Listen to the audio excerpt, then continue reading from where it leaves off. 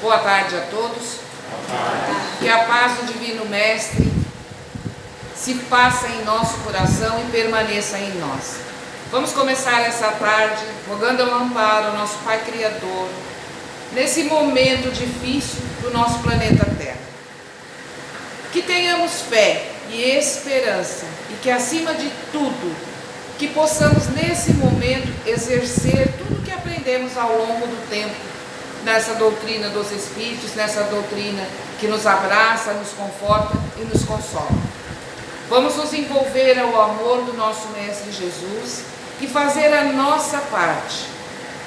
Qual seria a nossa parte? Exercer a fé. O medicamento nesse momento para nos auxiliar a passar por esse momento de transição planetária é a fé. É o remédio que vai nos manter vivos, encarnados ou desencarnados. Nós, como espíritas, sabemos que a morte não existe, apenas trocamos de roupa. Não devemos entrar em pânico apenas por essa transformação. Gabriel Delany, em seu livro Evolução Anímica, nos diz e esclarece que vivemos desde a formação do nosso planeta Terra com germes, vermes, bactérias, vírus, o tempo todo. O que faz com que adoeçamos é o fato de baixar a nossa imunidade. É quando abrimos a guarda do nosso organismo e permitimos que a doença nos alcance. Se mudarmos o nosso padrão vibratório, as nossas perspectivas, os nossos pensamentos e entrarmos como energias que somos, numa energia melhor, com certeza vamos estar amparados. Mas tenhamos fé e esperança. Vamos rogar nesse momento difícil pelos nossos irmãos que estão em frentes de trabalho. A área da saúde, a área da segurança, todos aqueles que precisam estar trabalhando, precisam das nossas orações, precisa do nosso comprometimento. E é nesse momento que eu vou exercer o meu papel de espírito reencarnado e tudo que eu aprendi até esse momento, através dos bons pensamentos, através das palavras de esperança, de fé, que eu posso passar ao meu semelhante. Vamos evitar as notícias, vamos evitar o pânico e a histeria.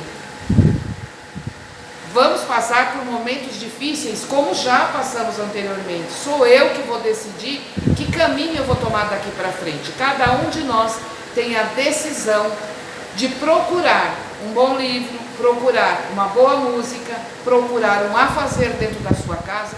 E aí a gente vai perceber o seguinte: percebem que é um momento de introspecção?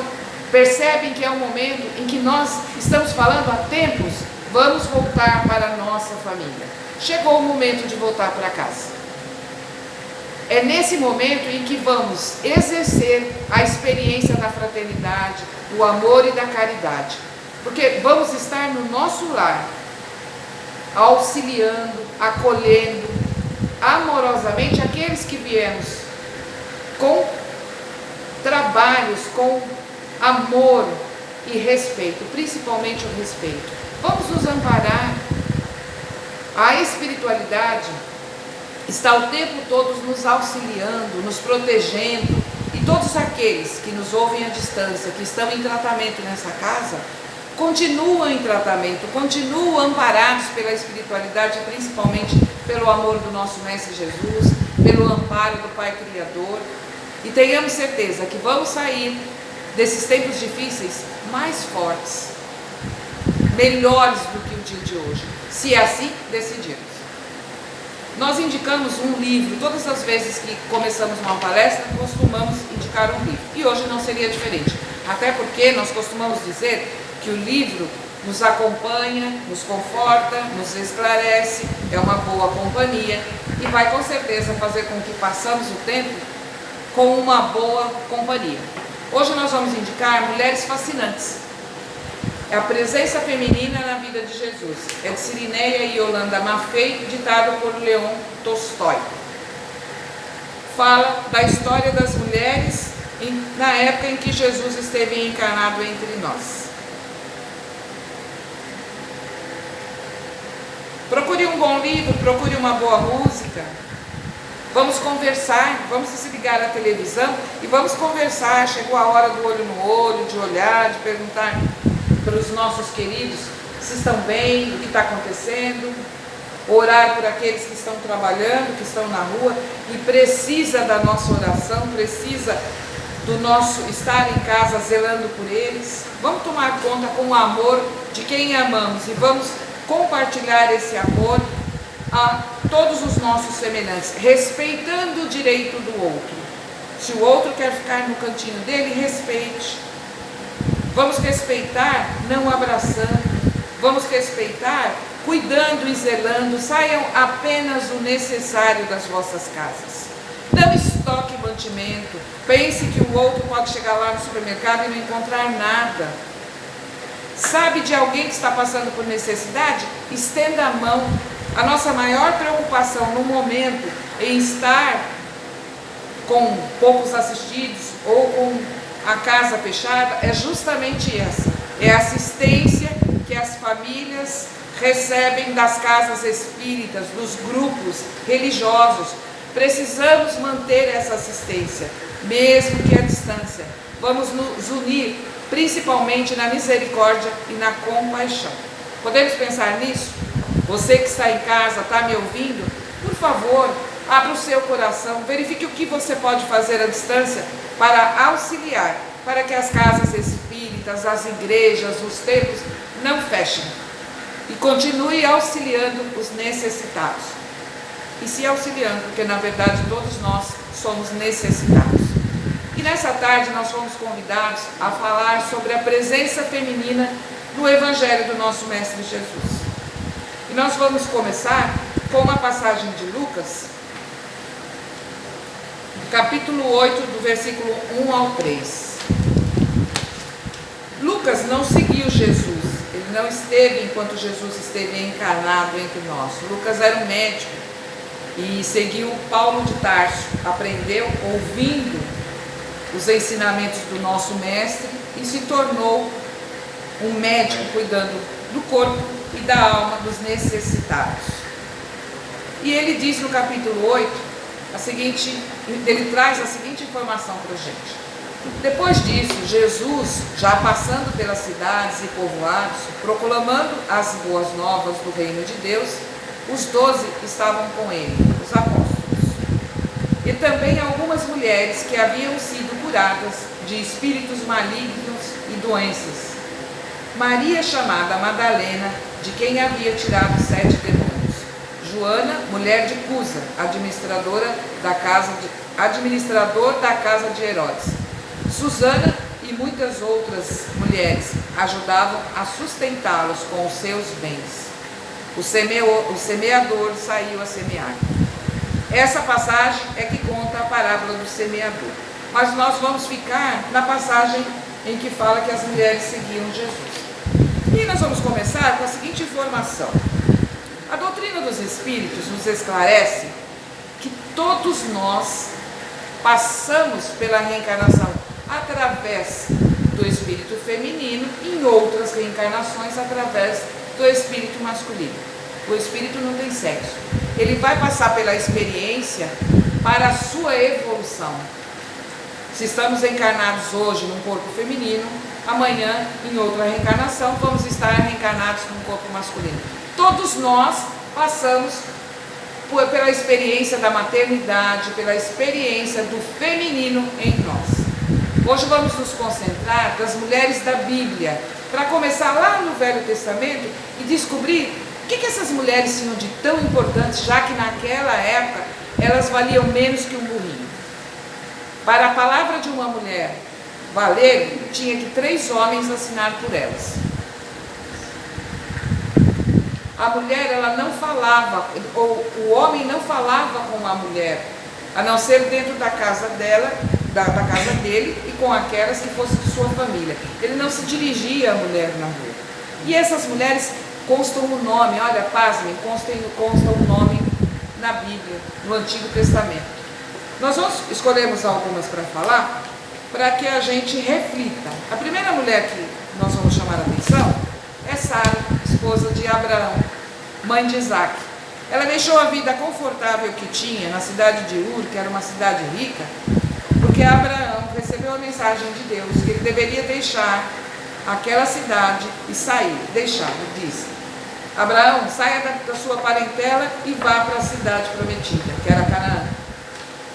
E Abraão segue, ouve a palavra de Deus, chama sua mulher Sara e parte. Eles não tinham filhos. E quando eles saíram de Ur, ela já tinha 60 anos e ele 70. E passaram daquela vida confortável a viver em tendas, pelo caminho, pelos desertos, até chegar à cidade prometida. E ela ouve a promessa também do Pai, de Deus Criador, dizendo que ela teria um filho, ela seria agraciada com filho. Ela passa pela maternidade aos 90 anos de idade. E Abraão tinha 100. E nasce Isaac.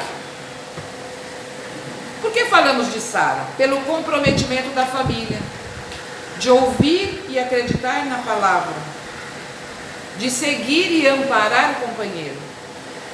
Nós, por qualquer motivo, acabamos e deixamos a nossa família de lado. Não nos comprometemos com o companheiro que temos, ou a companheira que temos. Estamos sempre pensando no individual, no que é melhor para mim, e não no que é melhor para nós. E Sara nos dá essa possibilidade de edificar a família como espírito feminino. Nós falamos também de Débora, que era uma profetisa. Corajosamente apoiou o povo de Deus e lutou junto. E encorajou o exército israelita contra os cananeus. Está em Juízes, capítulo 4, versículos 6 e 7. Débora era corajosa. Eu me levantei como mãe em Israel.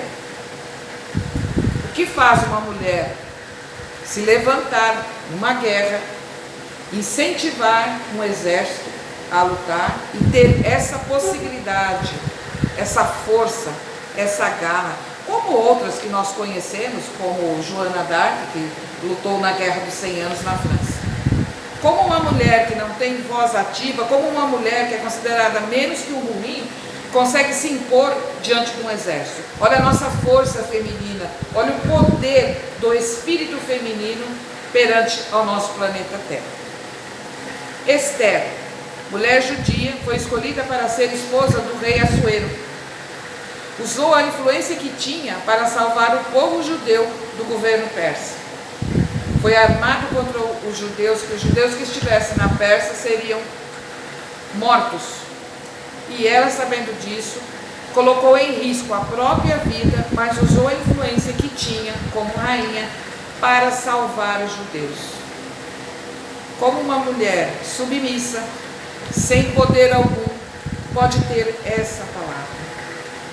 Nós temos que começar a pensar se estamos fazendo o nosso papel, se temos essa confiança em Deus, se temos essa confiança em nós, porque parte de nós as nossas condutas. Nós vamos caminhando e vamos chegando no Evangelho do nosso Mestre Jesus. E aí a gente percebe de que, como foi escrito, várias mulheres são anônimas. A samaritana não tem nome. A viúva de Naim, que Jesus devolve a vida ao seu filho considerado morto. A adúltera, atire a primeira pedra quem estiver sem pecado. Também não tinha nome. A mulher hemorrágica estava 12 anos sangrando. E uma mulher no seu período menstrual, ela não era tocada, ela era considerada impura. Nem pelos homens, nem pelas pessoas da casa ela era tocada. Imagina a ignorância daquele momento. E aquela mulher, mesmo tendo recurso e passado por todos os tipos de médicos, não tinha conseguido a graça de se curar.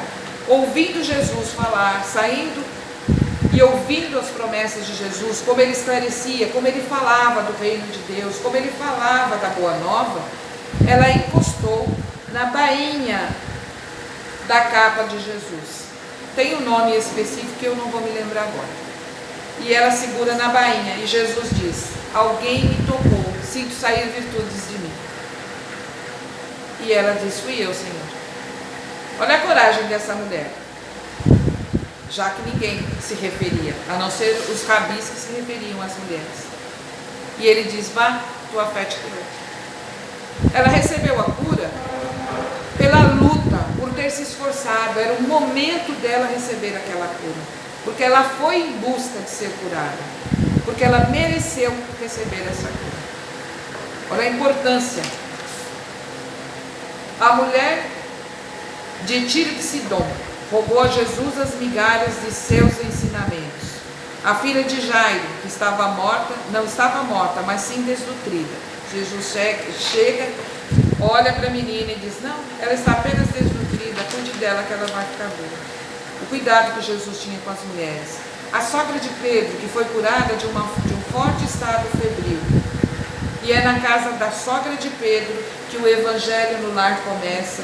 E é na casa da sogra de Pedro que Jesus faz sempre os seus ensinamentos, se reúne com os apóstolos. Qual a importância do aconchego, do lar, da mulher e de estar lá. Embora não seja falado o nome, consta-se no evangelho a importância dessas mulheres, a coragem delas terem procurado ajuda. As mulheres financiavam aonde Jesus estava, porque eles iam para muito longe, eles andavam e falavam para as pessoas pobres.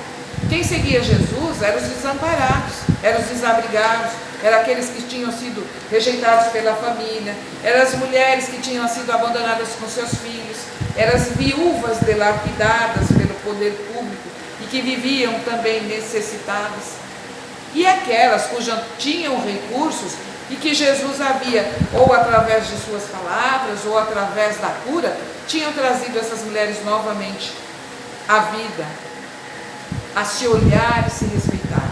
E elas seguiam Jesus e eram elas que financiavam o alimento para as pessoas que seguiam e estavam sempre perto de Jesus. Olha a importância da mulher. Maria de Nazaré, nossa mãe espiritual, que está sempre advogando em nossa causa, e na maioria das vezes não merecemos. Que espírito elevado para receber através de um anjo a informação que receberia o Filho do Criador, o Filho de Deus, e que ela deveria zelar por ele, e ela aceitou. Qual de nós aqui, se recebesse esse pedido, não iria duvidar ou iria arrumar qualquer desculpa? Nós estamos sempre arrumando desculpa para tudo, nos justificando porque não fizemos. E ela não, ela aceitou. Ela honrou o papel de mãe de Jesus e o protegeu. E deu a oportunidade da história ser escrita. Maria de Nazaré, que depois que Jesus nos deixa fisicamente, continua trabalhando em prol dos necessitados. Olha a grande história de Maria de Nazaré e da sua presença feminina entre nós. Às 18 horas é considerada a hora de Maria. Em muitas religiões, esse horário é uma vibração que é feita principalmente pelos católicos, mas que todas as religiões ou todos aqueles que necessitam acabam se juntando na hora da necessidade nessa hora, porque a vibração é muito grande. A energia dessa hora é muito grande. Aquele que tem algum pedido, aquele que passa por alguma aprovação, entram nesses momentos, nessas correntes de oração e são atendidos por Maria de Nazaré. Maria Madalena. E aí nós vamos lembrar a passagem de Lucas. Porque muitos acreditam que Maria Madalena era uma prostituta. E aqui na Bíblia não diz isso. A única informação de Maria é justamente essa, em que Lucas disse que Jesus tirou dela 7 demônios.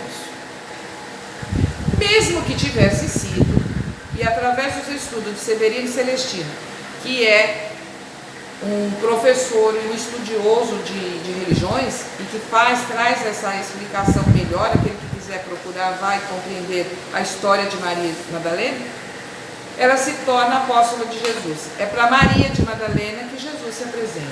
E ela diz: Rabi, é mestre, Então ela era também uma apóstola de Jesus.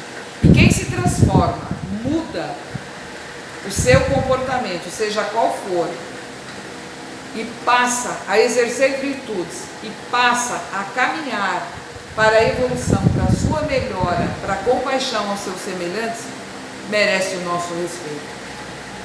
Maria de Madalena é o espírito feminino da melhor e maior transformação interior. Construiu dentro dela a sua reforma interior. É um grande exemplo para que a gente reflita das nossas necessidades e do nosso poder, quando queremos nos transformar e nos melhorar.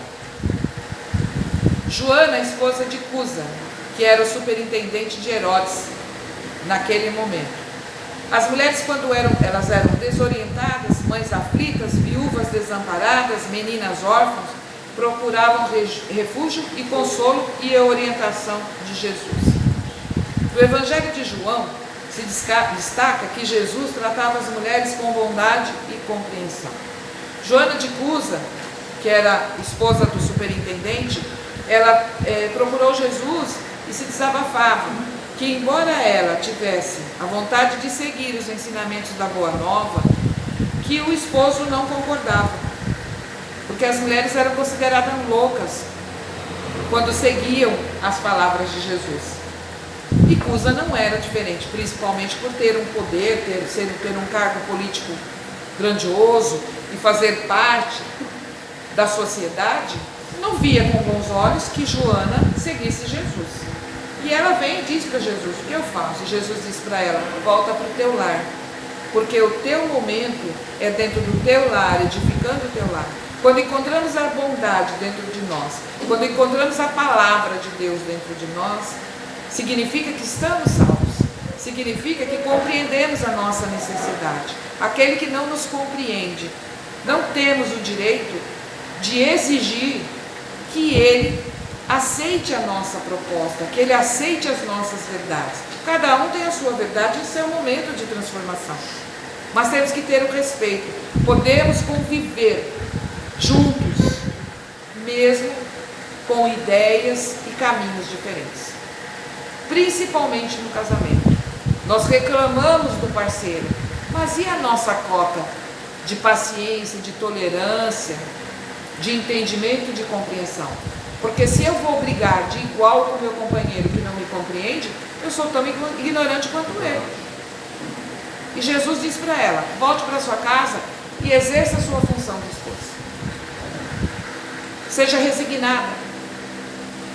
A bondade e o entendimento é algo nosso, é interior de cada um de nós. Nós precisamos da melhora. Quando melhoramos a nossa sociedade, melhoramos aqueles que estão ao nosso lado através dos nossos exemplos. E assim, Joana volta para casa, leva no seu lar com resignação as palavras do mestre. Segue ele à distância, continua seguindo ele à distância, mas se mantém resignada dentro do seu lar. Ela tem um filho e tempos depois o marido desencarna. E ela continua seguindo os exemplos e Jesus. E a história conta que Joana de Cusa foi morta, amarrada e queimada nas fogueiras contra os cristãos da época. E o filho diz para ela: mãe, abjura, renega Jesus para ser salvo. E ela diz: não, é o meu momento de testemunho, olha o nosso momento agora. E ela diz: não, o Pai Criador e o Mestre é muito maior do que está acontecendo comigo. E o autor, aquele que coloca fogo nela, diz: mulher, aquele que tu segue não vai te socorrer, não vai te amparar, você vai continuar confiando nele? E ela diz: sim, tanto confio que te amo, mesmo você tirando minha vida. Nós temos que compreender que as necessidades que passamos reencarnatoriamente são necessidades pessoais nossas. É o nosso momento de testemunho. Cada um de nós tem seu momento e a Estamos juntos porque necessitamos um do outro, mas vamos seguir só até o final da nossa encarnação ou através da nossa evolução. Nós vamos passar e vamos conhecer muitos espíritos, mas a nossa trajetória é solitária. Somos nós que vamos nos vencer. Somos nós que temos que competir conosco mesmo, principalmente como mulheres. O que percebemos? Que Jesus deixou claro a nossa igualdade perante ao Pai Criador. Que estamos em experiências diferentes dos homens. Não vamos medir força, porque o homem, se tem a força física, por alguma necessidade reencarnatória, e a mulher com a sua fragilidade, porém com a sua doçura. E nós percebemos dentro da religião o quanto a mulher é importante, o quanto a mulher lidera. Vamos perceber que 85% dos trabalhadores voluntários são mulheres. Em qualquer religião, em qualquer culto, 85%, se eu estiver 90%, são mulheres. São médios, porque têm a sensibilidade da mãe, da maternidade. São amorosas no atendimento fraterno. Usam a empatia com maior facilidade. O que chamamos a atenção para a nossa sociedade? Se somos tão importantes, devemos continuar importantes, principalmente para nós. Do respeito conosco, principalmente com respeito conosco. Nos acreditar filhas de Deus, centelhas divinas, nos respeitar. E aí eu gostaria de falar sobre sororidade. O que é sororidade, sério? É o comprometimento que uma mulher tem com a outra. De não julgar, de amparar, de proteger, de respeitar. Vamos respeitar as mulheres, a começar pela própria mulher. Entender que cada uma de nós tem um momento diferente, tem uma necessidade diferente. Vamos respeitar as mulheres idosas. Vamos respeitar as meninas, as mocinhas que precisam de amparo, de conselho, de educação. Vamos deixar de ser machistas, porque o machismo está muito mais dentro do coração da mulher do que do homem. Porque a mulher é que educa os filhos. A mulher tem que educar o seu filho da mesma forma que educa a sua filha, a respeitar o seu semelhante, a ser independente, a estudar, a se respeitar como ser humano, a respeitar o seu corpo, a respeitar o seu semelhante. E depende da mulher. É a mulher que educa. Vamos deixar de julgar o comportamento das outras. Vamos amparar umas às outras. Não a violência feminina. Não a escravização sexual. Não a violência sexual contra as mulheres. Nós precisamos nos fortalecer através do entendimento, do esclarecimento, das virtudes, melhorar as nossas propostas e a nossa ajuda. É uma mulher que ampara a outra.